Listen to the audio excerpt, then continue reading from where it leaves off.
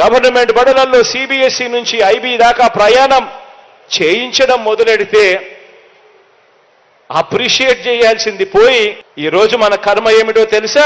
ఇలా మన government బడులలో English medium తీసుకువచ్చినందుకు ఒక చంద్రబాబుతో యుద్ధం చేయాల్సి వస్తా ఉంది, ఒక ఈనాడు రామోజీరావుతో యుద్ధం చేయాల్సి వస్తా ఉంది, ఒక ఏబిఎన్ ఆంధ్రజ్యోతితో యుద్ధం చేయాల్సి వస్తా ఉంది, ఒక TV5 తో యుద్ధం చేయాల్సి వస్తా ఉంది.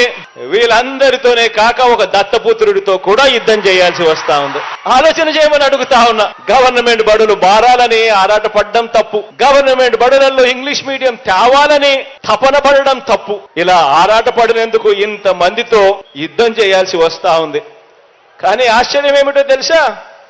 ఇలా మనపై యుద్ధం చేస్తా ఉన్న వీళ్ళ పిల్లలు గాని, వీళ్ళ మనవళ్ళు మనవరాళ్ళు గాని వీళ్ళందరూ కూడా ఏ మీడియంలో చదువుతున్నారు?